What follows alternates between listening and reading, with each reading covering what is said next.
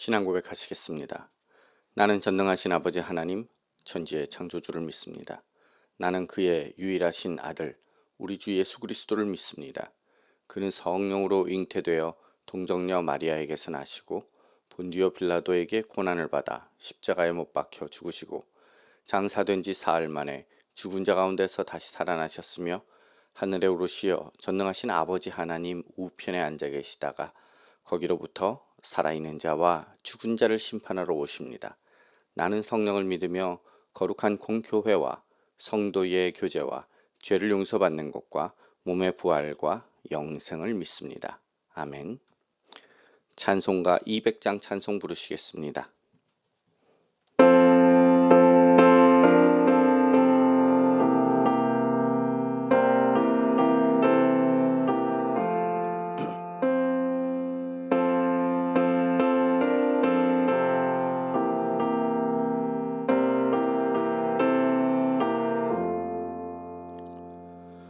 알고 묘한 그 말씀 생명의 말씀은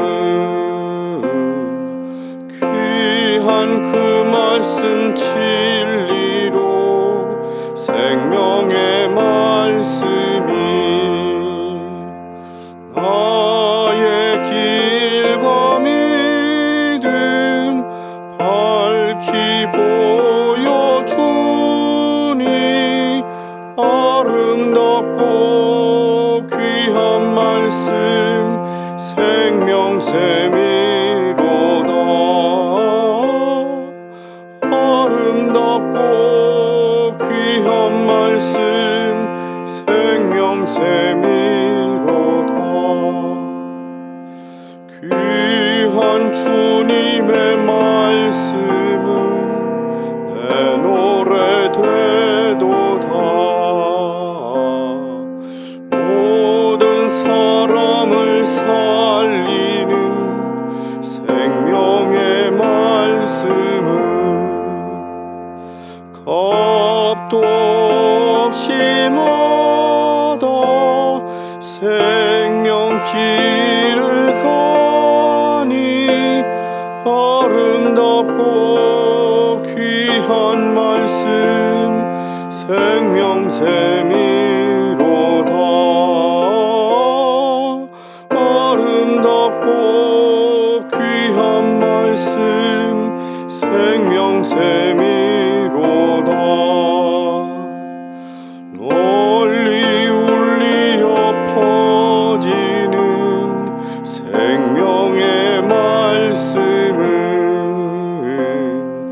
마음의 용서와 평안을 골고루 주나니 다만 예수 말씀 듣고 복을 받네. 아름답고 귀한 말씀 생명샘이로다. 아름답고 귀한 말씀 생명샘이로다.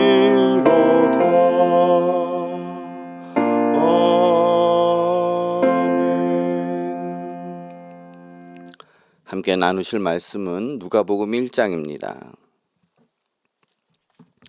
누가복음 1장입니다. 1장 중에서 1절부터 4절까지를 대표절로 제가 대독하도록 하겠습니다.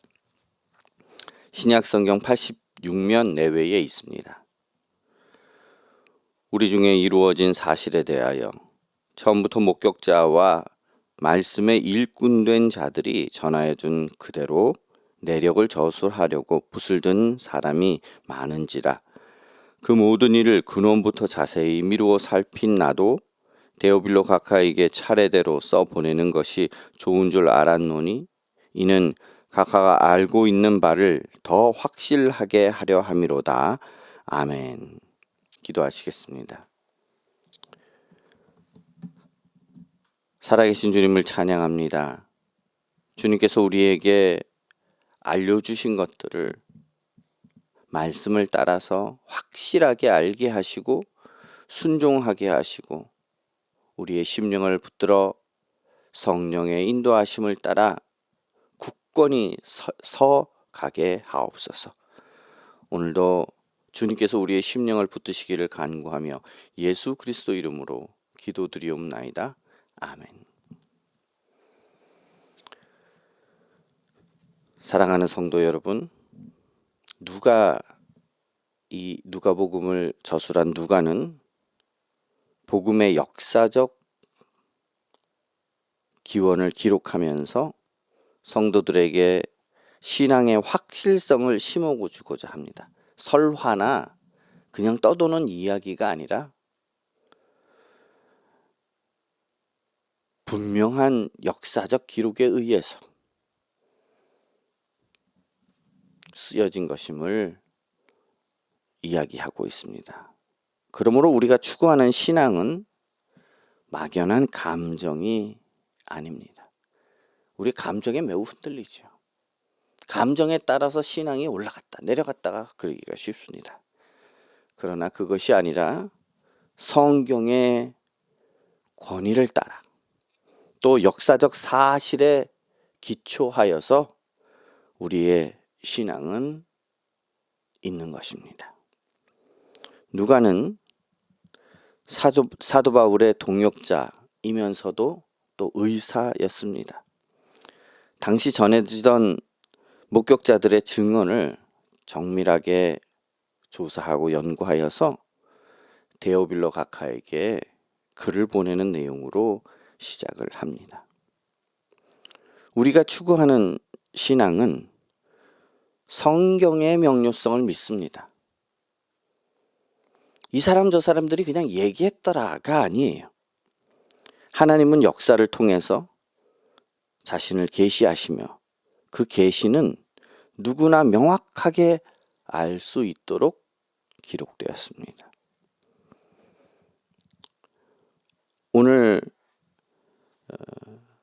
이 누가가 이야기한 내용에 완전히 성취되었다라는 그 뜻으로서 이 이루어진 사실 1절에 보면 이루어진 사실에 대하여 이렇게 이야기합니다. 이것은 완전히 성취되었다라는 뜻을 가지고 있어요. 곧 구약의 예언이 예수 안에서 완벽하게 입증되었음을 말하고 있는 것입니다. 여러분, 우리의 신앙은 기분에 좌우됩니까?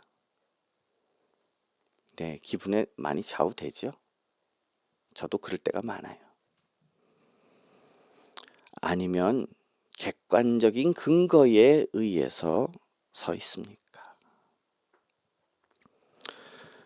우리가 흔들릴 때일수록 누가복음이 증언하는 역사적 사실을 묵상하면서 말씀의 뿌리를 내려야 할 것입니다.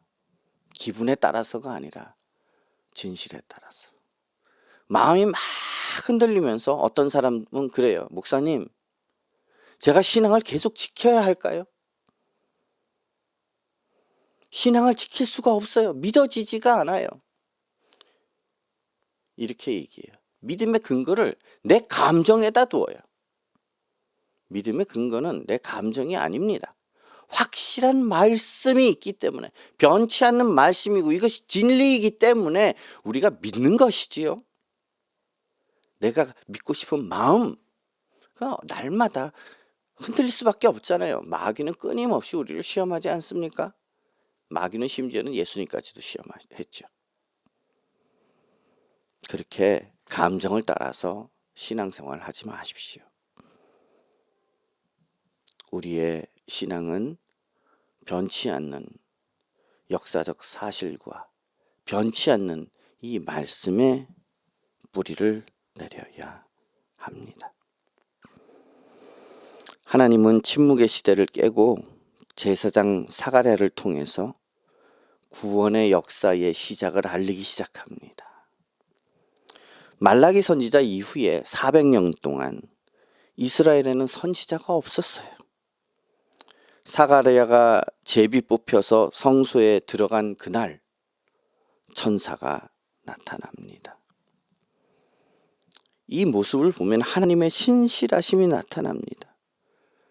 구약에 계속 예수 그리스도를 예언했지만 400년 동안 선지자가 없었어요. 하나님이 우리를 버리셨나? 이렇게 질문할 수도 있겠지요. 그러나 하나님은 이스라엘을 잊지 않으셨고 정해진 그 때에 하나님의 언약을 기억하며 찾아오십니다.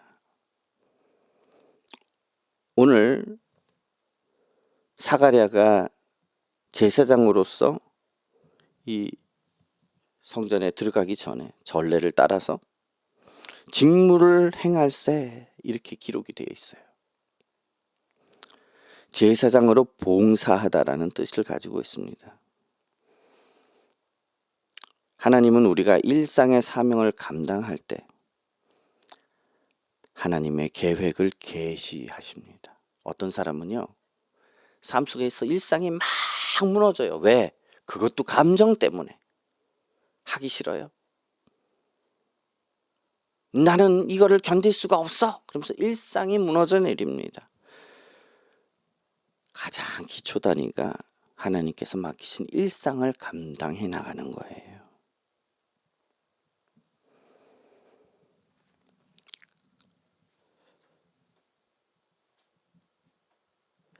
반복되는 일상, 영적으로는 침묵하는 것 같아요. 느낌도 없고 깨달음도 없고 감정적 어떤 감동도 없고, 그런 침묵 속에서도 낙심하지 말아야 할 것입니다.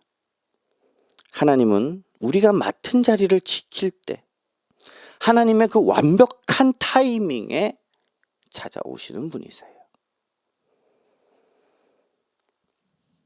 의인이라고 보였던 사가랴조차도 인간의 한계 때문에 하나님의 말씀에 대한 불신이 있었어요.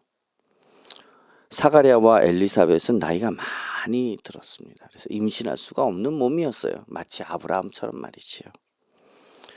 사가랴는 이 성전에 들어가서 자기의 직무를 행할 때 천사를 만나죠. 그리고 잉태할 것이다 라는 얘기를 듣습니다. 이 천사의 고지를 듣고 불신을 표현해요. 그러면서 표적을 요구합니다.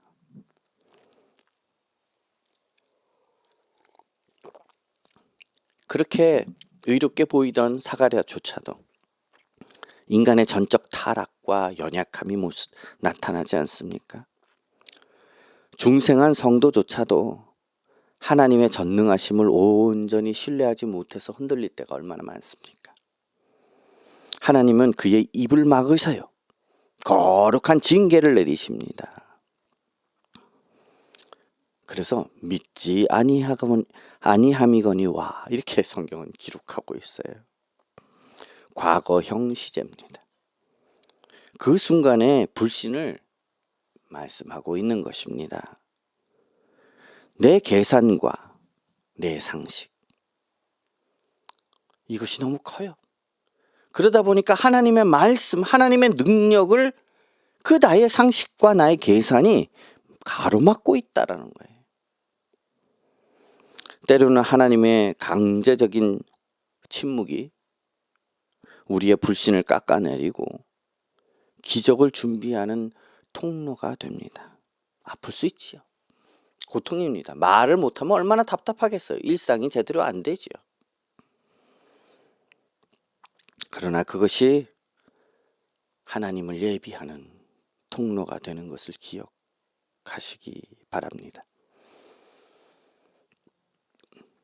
그리고 나서 천사 가브리엘은 이제 나사렛의 아주 작은 소녀, 비천한 소녀라고 이야기할 마리아를 찾아갑니다. 그리고 인류 최대의 사건을 예고합니다. 예루살렘의 화려한 성전이 아니에요.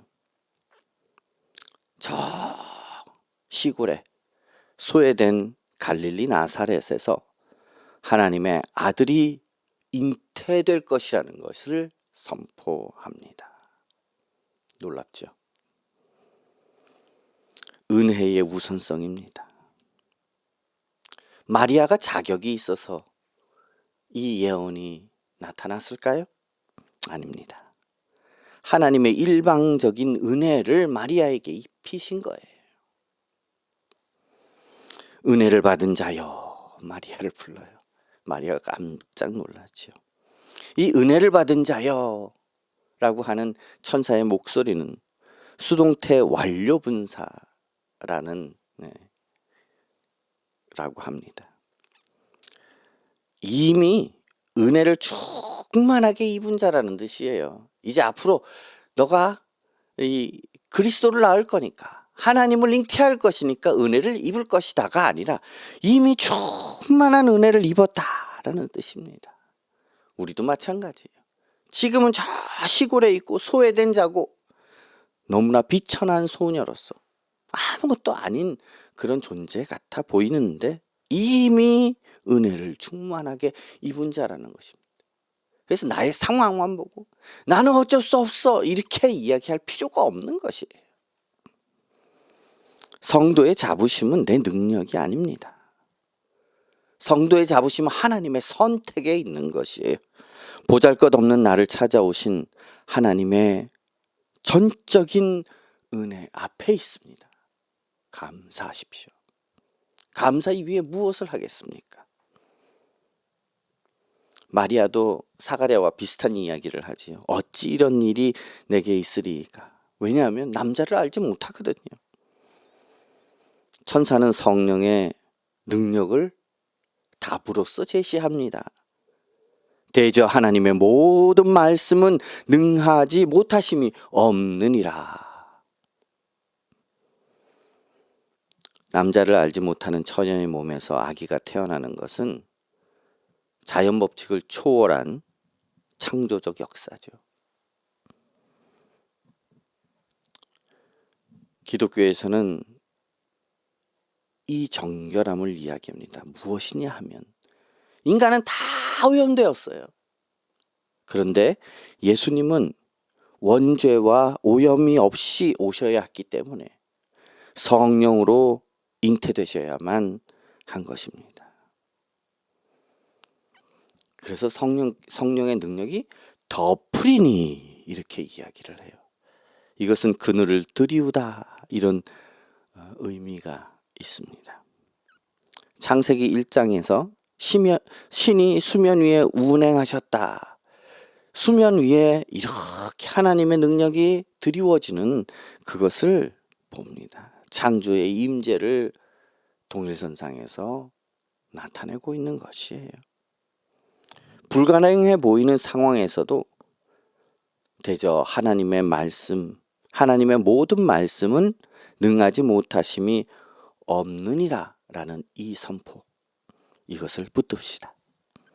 성령님이 덮으시면 불가능은 가능이 되는 것입니다. 마리아는 목숨을 건 위험 앞에서도 하나님의 주권을 인정하며 온전히 순종합니다. 당시에 정혼한 처녀가 임신했다라는 것은 율법에 의해서 돌에 맞아 죽는 그런 위중한 상황에 있는 것입니다. 그러나 하나님 앞에서 하나님의 뜻대로 이루어지이다. 이렇게 이야기를 하는 거예요. 성도의 자기 부인의 모습입니다. 하나님의 주권적 은혜를 경험한 자. 정말 나는 하나님의 주권적 은혜를 경험했습니까? 자기의 권리를 포기하고 주님의 뜻을 따릅니다. 그래서 마리아는 고백해요. 주의 여종이오니, 이게 무슨 말일까요? 여자 노예라는 뜻이에요. 노예는 자기의 의지가 없습니다. 자기의 뜻이 없어요. 소유권이 전적으로 하나님께 있다라는 것을 고백하고 있는 것입니다. 하나님 마음대로 하십시오. 나는 하나님의 것입니다. 라는 고백이에요. 하나님의 뜻임을 알면서도 우리는 손해볼까봐 망설이고 있지 않습니까? 나를 들여서 하나님의 말씀이 성취되게 하는 것, 이것이 성도의 가장 큰 영광인 것입니다. 마리아가 이제 이러한 모든 것들을 겪고 나서 임신한 엘리사벳 6개월을 먼저 임신했지요. 그때 엘리사벳을 만나러 갈 때 엘리사벳의 태중에 있는 아기가 요한이지요. 세례 요한. 이 아기가 기뻐 뛰놀며 성령의 역사가 일어납니다. 엘리사벳은 마리아를 내 주의 어머니라고 부릅니다. 그리고 그녀의 믿음을 축복합니다. 이 성도의 교제와 성령의 감동이 나타나고 있는 거예요. 은혜를 경험한 자들이 모일 때는 하나님의 계획이 확증됩니다. 그리고 기쁨이 배가 됩니다. 그것이 교회로 부르신 이유예요. 각자 믿음을 고백을 하지만 교회로 연합된 공동체로 부르십니다. 그래서 그 뱃속에서 아기가 기뻐 뛰노는지라 이렇게 이야기해요. 태아가 역동적으로 움직이는 모습을 보면서 구원자에 대한 기쁨을 표현을 하고 있어요. 교회는 무엇을 기뻐하는 모임입니까? 모였을 때 돈을 많이 벌었다. 내가 어디에 합격을 했다. 일이 승승장구 잘 풀어진다만 이야기하고 있다면 그건 교회가 아니지요. 교회는 구원자 예수 그리스도를 기뻐하는 모임입니다. 예수 그리스도로 말미암아서 그 구원의 놀라운 능력과 하나님 되심을 인해서 또 인간으로 오심으로 인해서 우리가 기뻐하고 하나님을 찬양하는 것, 그것이 교회의 모임이에요. 이러한 은혜의 나눔은 영적 확신을 줍니다. 여러분, 우리의 모임이 세상적 자랑이 아니라 주님의 행하신 일을 높이는 성령의 교제가 되게 하시기를 바랍니다. 내가 이것을 잘했느니 저것을 잘했느니 누가 이것을 잘했느니 저것을 잘했느니가 아니라 하나님의 역사가 이 교회 안에 어떻게 나타났는지를 이야기하는 것입니다. 그래서 이것에 대해서 마리아는 말합니다. 비천한 자를 높이시고 교만한 자를 흩으시는 하나님의 공의, 이것을 노래하는 거예요. 이것은 사무엘상 2장에 있는 한나의 기도와 비슷합니다. 이것을 배경으로 하여서 가난하고 억눌린 자를 돌보시는 하나님의 통치를 선포하고 있어요. 언약이 성취되고 하나님의 주권을 말하고 있는 것입니다. 하나님은 아브라함에게 하신 약속을 잊지 않고 연약한 자를 통해 세상을 심판하십니다. 비천함을 돌보셨습니다 라고 하는 이 마리아의 고백, 낮고 보잘것없는 상태를 하나님이 보고 계셨음, 하나님이 주목하고 계셨음을 뜻하는 것입니다. 하나님은 세상의 권력자가 아니라 마음이 가난한 자를 통해서 일하십니다. 나는 마음이 가난한 자입니까? 이 마음이 가난하다고 하니까 어떤 사람은 또 오해를 해요. 내가 마음이 괴로워 죽겠어. 나는 고통스러워. 그 고통스러운 마음을 가지고 있다고 마음이 가난하다고 해요. 여기서 마음이 가난하다라는 것은 하나님으로 채울 수 없는 그 절박함을 얘기합니다.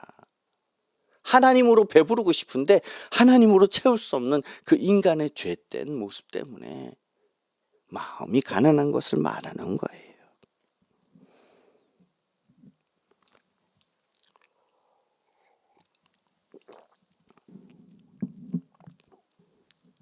우리의 낮아짐을 슬퍼하지 마시기 바랍니다. 오히려 이 때가 하나님을 높일 기회인 것입니다. 사가랴의 입이 열리고 터져 나온 예언은 인류에게 비칠 구원의 빛을 예고하고 있습니다. 아들의 이름은 요한이라고 지었어요. 하나님의 명령에 순종하니까. 왜냐하면 천사가 요한이라고 지으라고 했거든요. 그래서 요한이라고 그것을 순종하여서 짓고 이 사가랴에게 예언의 모든 것들이 이루어지고 나자 사가랴의 입이 열리게 됩니다. 표적인 해제가, 봉인 해제가 된 것이지요.